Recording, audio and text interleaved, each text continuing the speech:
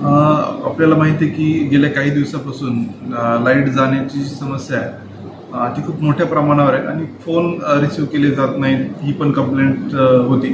त्याचबरोबर मला आणि बऱ्याचशा सन्माननीय लोकप्रतिनिधींना याच्यासारखे कॉल असतात की अशा प्रकारच्या समस्या उद्भवलेल्या आहेत. तर ही जेन्युइन प्रॉब्लेम होता आणि त्यानिमित्तानं मग आज मीटिंग घेण्याचा उद्देश तो होता की नेमक्या अडचणी काय आहेत आणि त्याला सोल्युशन काय, मग काही शॉर्ट टर्म असतील, काही लॉंग टर्म असतील, परंतु आपल्याला निदान प्रॉब्लेम्स कुठे आहे हे आयडेंटिफाय केलं पाहिजे. आणि दुसरी गोष्ट म्हणजे जे रिस्पॉन्स आपल्या खालच्या टीमचा येत नाही, तर या संदर्भात ही मीटिंग आम्ही आयोजित केली होती आज. याला विशेषतः शहरातले सर्व अधीक्षक अभियंता, कार्यकारी अभियंता जिल्ह्यातले, त्यानंतर डेप्युटी इंजिनियर्स, काही टेक्निशियन्स हे सगळे बोलवले होते आणि त्यामध्ये आमची विस्ताराने चर्चा झाली. पहिला जो मुद्दा होता की आपले जे प्री मान्सून काम आहेत, प्रिव्हेंटिव्ह काम आहेत किंवा काही प्रेडिक्टिव्ह कामं असतात की थांबाव्या एखाद्या ठिकाणी अडचण येऊ शकते, तर हे तात्काळ त्यांना चालू करायला लावले. काही ठिकाणी थोड्याशा अडचणी होत्या, काही दोन एजन्सीमध्ये कधी कधी समन्वय नसतो, कधी कधी ट्रिमिंगला अडचण येते. त्यांना सूचना दिलेल्या आहे की असे कामं तात्काळ सुरू करा, वेगाने करा आणि याच्यामध्ये कुठलाही अडचण असेल तर आपण पर्सनली मला मेसेज करा, कारण जेणेकरून काम थांबू नये. दुसरी गोष्ट की क्वालिटी त्याच्यामध्ये इक्विपमेंट्स वापरणे. आणि तिसरी गोष्ट की आपला जो लोड आहे, शहराचा जो वाढलेला लोड आहे, त्याच्या संदर्भात पॉलिसी लेवलचे काही इश्यूज याची चर्चा झाली. याच्यामध्ये काही ठिकाणी आपले नवीन पदनिर्मिती करायची असे काही प्रस्ताव शासनाला पाठवलेले आहेत, त्याचा पण पाठपुरावा करण्याचं आमचं ठरलं.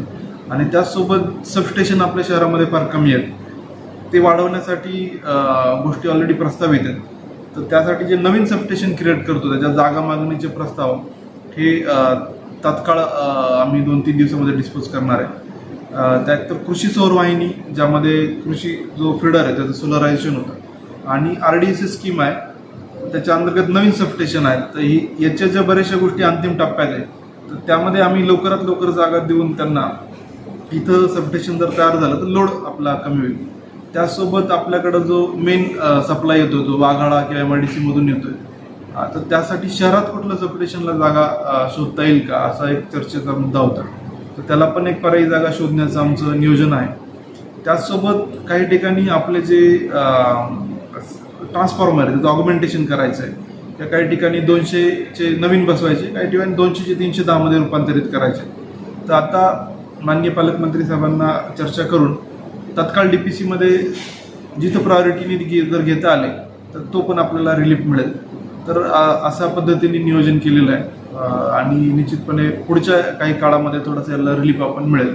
पण काही गोष्टी लॉंग टर्मच्या आहेत, त्यासाठी नियोजन केलेलं आहे आणि त्या पण आम्ही वेगाने करण्याचा प्रयत्न करतोय. नागरिकांना माझं आव्हान आहे की आपल्याकडे आता मी माहिती घेतली की बल्क मेसेज जो आहे, एखाद्या ठिकाणी नादुरुस्त झालं तर त्यांच्याकडे नंबर असतात, तर आपण बल्क मेसेज दिले पाहिजे की अशी अडचण आलेली आहे आणि साधारणतः अमुक अमुक वेळामध्ये हे सगळं दुरुस्ती होणार आहे. तर तो मेसेज केला तर लोकांना एक तसल्ली राहील की आपला ऑलरेडी समस्या त्यांना माहीत आहे. आपण याच्यामध्ये बरेचसे साधारणतः 30-40% लोकांचे फोन नंबर अपडेट नाही आहेत. तर तो एक मी नागरिकांना आवाहन करेल की आपले फोन नंबर अपडेट करा, जेणेकरून तुम्हाला तो मेसेज येईल. आणि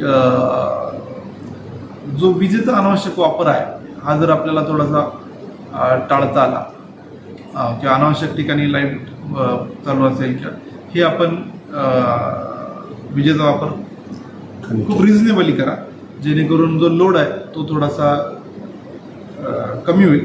आणि या ज्या समस्या आहेत या समस्या पण आपण ऑलरेडी जो आम्ही कलेक्टर ऑफिसचा नंबर डिक्लेअर केला इथे पाठवत राहा, कारण मी पर्सनली डेली 2-3 कॉल MSCBला करतच असतो. त्यामुळे तात्कालिक गोष्टी तर आपण या सगळ्या प्रिव्हेंटिव्ह मान्सूनच्या कामामध्ये करू, परंतु काही कामांना थोडासा वेळ लागेल, काही 10-15 दिवस, काही 3-4 महिने.